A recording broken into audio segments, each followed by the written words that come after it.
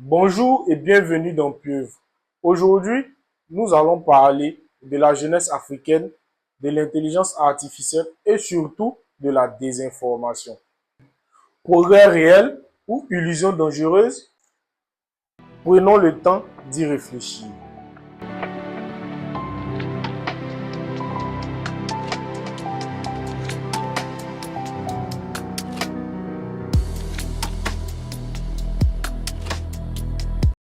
De nos jours, un jeune Africain peut apprendre, créer et produire simplement avec son téléphone portable et une connexion Internet. L'intelligence artificielle promet l'accès au savoir. Les réseaux sociaux promettent la visibilité. Et il faut le reconnaître, jamais l'information n'a été aussi accessible à tout le monde. Des jeunes apprennent seuls, se forment en ligne, développent des compétences. Pour beaucoup, le numérique est devenu une compétence historique. Mais un progrès n'est jamais neutre et surtout n'est jamais automatique. Les réseaux sociaux ne montrent pas l'effort, ils montrent le résultat. Ils donnent à voir des réussites rapides, souvent sans contexte, souvent sans histoire. Peu à peu, une illusion s'installe, celle du succès sans apprentissage.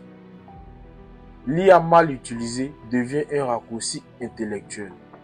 On copie, on répète, on produit sans comprendre.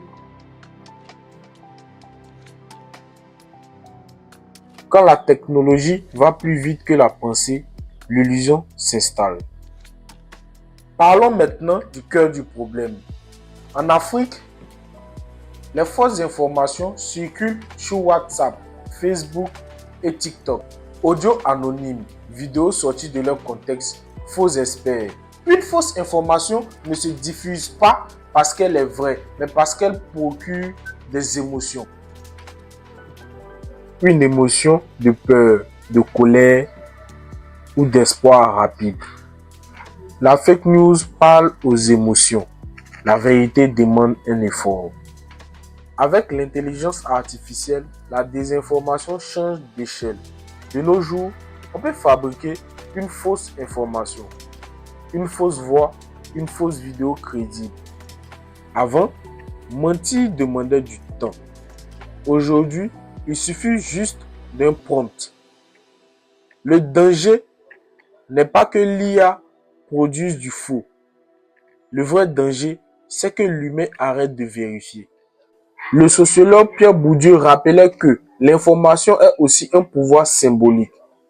Celui qui contrôle le discours influence la perception du réel. Manuel Castel parlait déjà d'une société en réseau, où l'information circule plus vite que la capacité à la comprendre. Et Zygmunt Bauman nous alertait sur une modernité instable, où même la vérité devient fragile. Une technologie sans esprit critique produit des illusions collectives. Il ne s'agit pas de rejeter l'IA ni les réseaux sociaux. Il s'agit surtout de les maîtriser. Cela passe par l'éducation aux médias, l'apprentissage de la vérification, la valorisation des compétences réelles et une production de contenu responsable. L'IA et les réseaux sociaux ne sauveront pas la jeunesse africaine, mais entre les mains critiques, ils peuvent devenir un outil de libération. Le progrès n'est pas dans la technologie, il est dans la manière de penser. Merci pour l'écoute et surtout, n'oublions pas, penser, c'est déjà résister. À bientôt.